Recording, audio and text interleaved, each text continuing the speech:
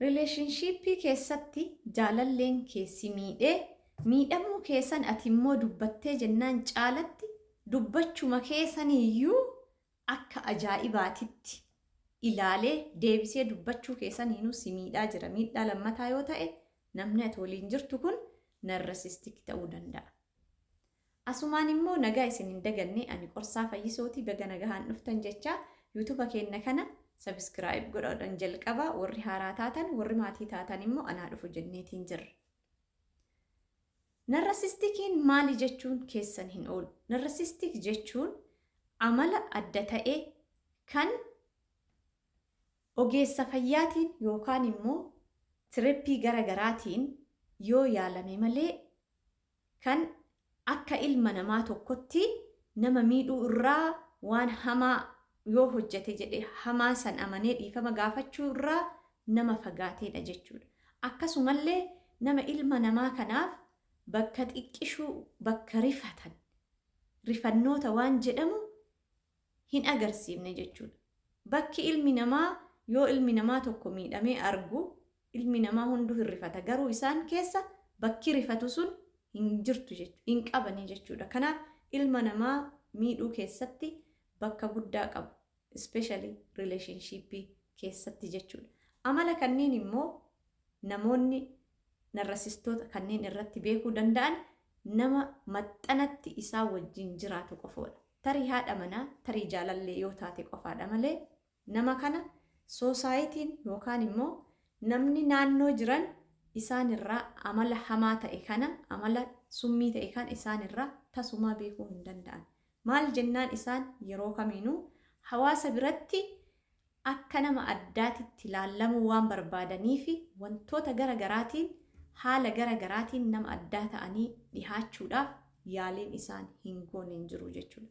Arjummaas yoo ta'e ni arjoomu, gargaarsas yoo ta'e ni gargaaru. Waanuma kamiin keessattuu ol'aantummaa maqaa san fudhachuuf jecha waan danda'an hunda itti cichanii godhu.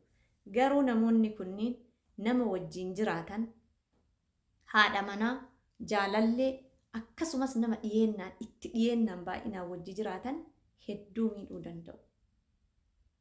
Akkamitti miidhuu danda'u yoo jettan fakkeenyaaf waan wahii isin miidhanii ka'anii miidhaa keessan san irra dhaabbatanii situyyuu miidhee jedhan.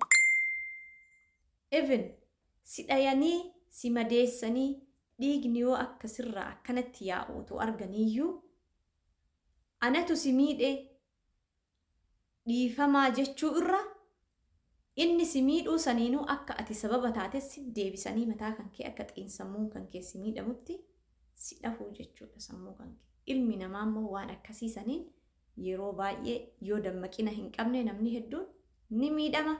Keessatti illee nama of dhabutu baay'ataa jechuudha. Akkasumas namoonni kunniin sin dhaggeeffatan.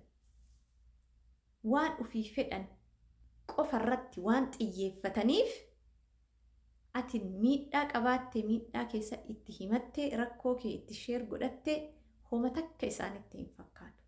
Garuu ofii isaaniitiif jechuudha. Waan xiqqishuu barbaadanii yoo dhaban sababa saniin gocha laalessaa fi gocha hamaa jireenya kan kee ka fuulduraa balleessuu danda'u sirratti fudhachuu danda'u. Kana jechuun maal jechuudha? Garjabinni isaanii baay'ee ol'aanaadha jechuudha. Akkasumallee amaloonni isaanii waaqeffatamuu barbaadu. Namni hunduu akka isaan kabajuu bira darbee, kabajuu jechuun noormaaliidha ilma namaa kamiin birattu. Garuu isaan ilma namaatii ol ka ta'e akka sadarkaa Fir'aawnaa sanitti waaqeffatamuu barbaadan nama biratti jechuudha. Milkaahinas qabaadhu, milkaahina keessan ufitti deebisanii siin gadi cabsuu barbaadan.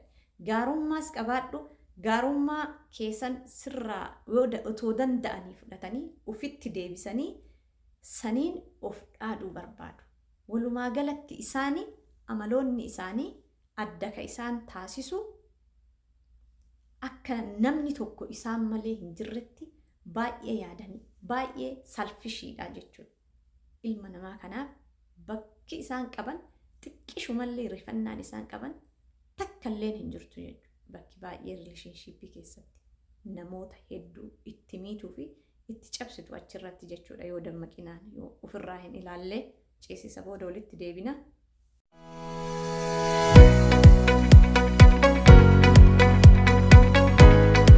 Namni narcisistii kun hedduu isaan miidhee hedduu isaan cabsee nama biraatitti himatanii furmaata argachuu hin danda'an. Maal jechuudha kana jechuun miidhamuu kan kee kana namatti himattee yoo jettu namni si hubatuu hin danda'u. Sababni isaa namoonni kunniin namoota naannoo isaanii jiraniif akka malee akka amalli kun irratti hin beekanne uf eeggannaa guddaa godhan. Amala kana dhoksuuf jecha waan hin dandeenye hunda waan ufii godhuu hin dandeenye waan maatii ufiitii hin goone hunda godhanii namoota naannoo san baay'ee waan of jaalachiisaniif yoo ati miidhamuu kan kee kana dubbatte namni si beeku si amanu tokko hin jiru. Inumaayyuu si ajaa'ibsiifata. Maal taate inni nama akkasiitii mitii bara nama rakkataa bira dhaabatu nama rakkataa yaadaan qabeenyaan waa hundaan gargaaru akkamitti haadha ofii haadha manaa ofii akkas godha siin jedha. Inumaayyuu tasumaa si amananii kanarraa kaka'ee jedhe rakkoo hattaa xiinsammuutiin miidhamuu danda'a jechuudha namni narcissistic abusing relationship keessa jiraatu jechuudha. Namni isaan miidhan guddaan nama isaan wajjin yeroo dheeraadhaaf jiraatudha jechuudha. Amala isaanii kana kan fageenyaan beekuu danda'u. Akkasumas namoonni narcissistic ta'an kunniin wanta ofii balleessaniif tasuma responsibility hin fudhatan. Responsibility hin fudhatan. Waan yakka ofii uuman kana otoma irratti baramuu otoma beekanii nama biraatitti deebisanii aggaamu yookaan sid deebisanii si waqqasu malee tasuma responsibility gara ofiitiif fudhatanii waan tokko sirreessuudhaaf inumaayyuu hin yaadan jechuudha. Kanaaf hedduu jabaatanii jabina kanarraa kaka'e relationship keessan namoota hedduu miidhuu danda'u. Namoonni hedduun namoota kanneen ni jijjiirraa, hadha jijjiiramaa, boru jijjiiramaa jedhanii yaadu. No, baay'ee ilaalcha dogoggoraati.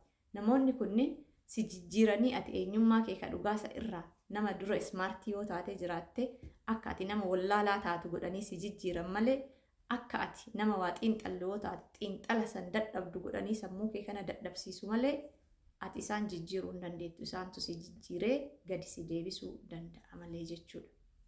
Namoonni narcissistic ta'an kunniin amaloonni isaanii kunniin baay'ee ulfaatu irraa kaka'eetiin jedhe jireenya relationship kana baay'ee control godhuu danda'an. Control sirritti jechuudha. Amma relationship normaalii yoo ta'e namni waliif jiraata, wal dhageeffata. Waan namni tokko feel godhu kunis feel godha. Isaan ufii qofa control godhuu, ufii qofa selfish ta'anii achirra focus godhanii waan deemaniif si qofa control godhuu danda'an. Ammallee namoonni relationship akkanaa keessa jiraatan relationship kana keessa gadhiisanii bahuufis yeroo dheeraa itti fudhatanii bahuufis ni ulfaata. Maal jennaan dura hedduu nama gaarii ta'anii si dhihaatan. Nama ajaa'ibaa, nama waan ati feete hunda si guutan. Eegasii immoo yoo ati isteeppii muraasa deemtee jette gadi si dhiisan. Gadi si dhiisanii reakshinii kee ilaalan. Reakshinii keessa irratti dhufanii si miidhan. Reakshinii keessa irratti si miidhanii ka'anii deebi'anii maal si godhanii sitti tolan ammallee nama gaarii sitti ta'anii jechuudha. Eegaati eda'anatu dogoggoree malee namni sun nama gaariidha jettee dhiifama gootee fi ammas relationship san keessa of dagachuuf yoo ati taate ammas deebisanii si miidhaa san sirratti deebisan jechuu dabalanii. Deebi'anii ammas yoo ati fagaatteen argan deebisanii haada dheeraadhaan as si deebisu jechuudha. Yoo ati ni dhiyaadha jettu si fageessanii yoo ati fagaattu si dhiheessanii akkana sarkolii taphachuudhaan baay'ee saayikoolojii kan kee miidhuu danda'u jechuudha. Kanaaf namoota kanneen wajjin yoo jiraattan namoota kana jijjiiruu tasumaa hin dandeettanii wanni isin godhuu dandeettan yoo jiraate viidiyoo biraatiin akkamitti nama kanaa wajjin diil godhuun danda'ama ka jedhuun walitti deebina. akkasumas immoo ofirratti dalaguu barbaachisa malee nama kana jijjiiruun hin danda'amu. Viidiyoo kana waan daawwattaniif hedduu galatooma. Subscribe godhuun immoo maatii ta'a. Thank you.